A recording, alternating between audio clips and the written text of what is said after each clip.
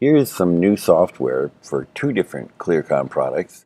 On the left, you have the Helixnet version 4, and on the right, this is the Freespeak version 1.5, 1.5.1.9.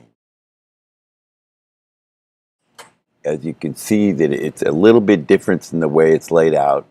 This particular system here on the Helixnet, the main screen is basically the same. The roles are basically the same. Assignments are changed a little tiny bit because in the assignments, just like the assignments in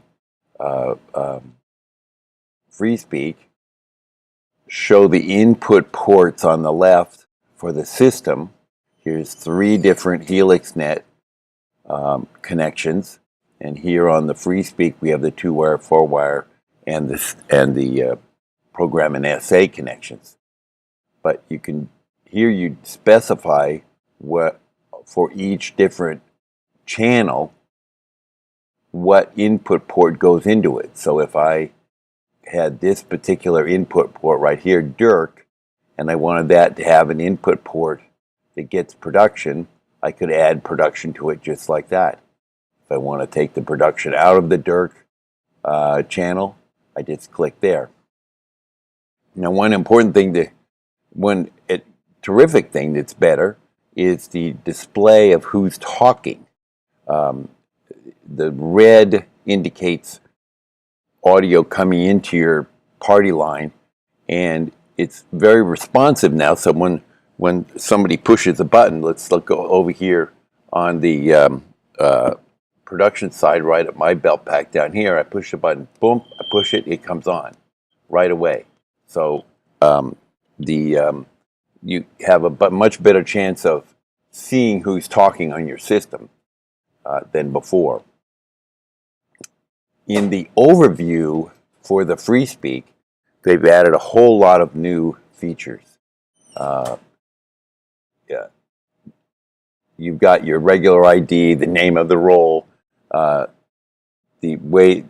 place to click to go into the actual programming for that role.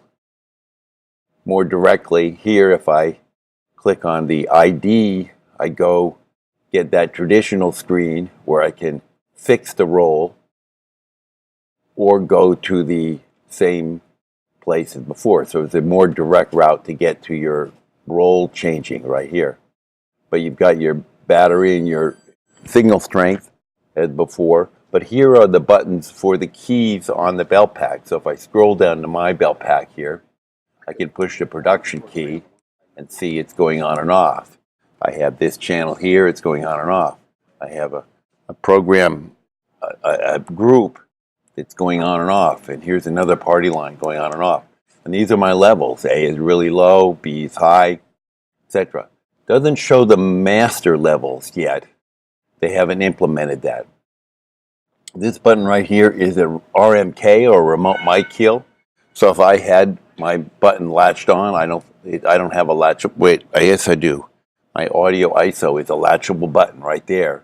That one there. So I just click on that, bang, it turns it off. Here is a call button, and this is the same indication as before for what antenna I'm on. Here the antennas are listed with the total of number of connections for each antenna.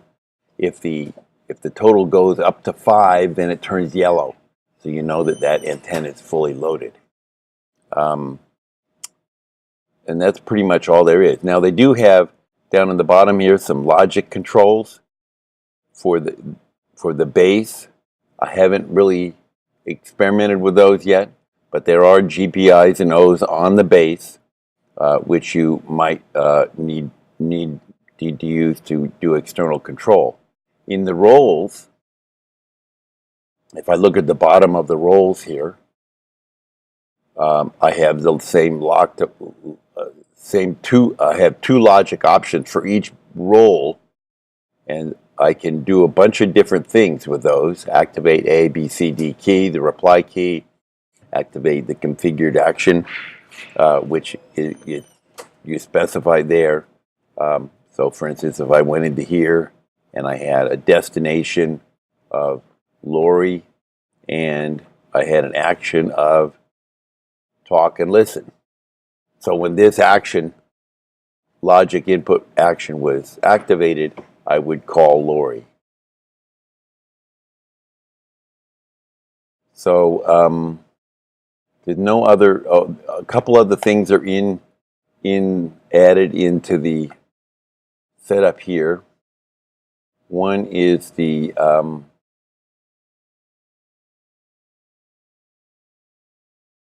mic type. They gave you the control of the mic type. I don't think it's here. Over in overview in the Helixnet, it's more of a spreadsheet view now instead of individual icons. So here's the 3 masters. Here's a 4-channel master, and here's 2-channel speaker station, and the rest of these are belt packs. And I can go into any individual unit here by clicking on the setup key, change its role, or go into the role programming here and make changes in the role programming. Here's where they've added the headset mic type control, which previously wasn't in the software. It was only accessible through the menu of the belt pack. And that's pretty much it for the additions to this. In the device control, it's pretty much all the same thing. Assignments we covered. Over here on the roles for Freespeak, there's a checkbox at the top where for this role I can define that the local settings like levels and side tone should be kept for this belt pack, so somebody can use their menu on their belt pack to change it, whereas normally without this check mark they can change it, but every time they turn their belt pack on and turn their off and turn their belt pack back on, it's going to be back to whatever it's programmed in here.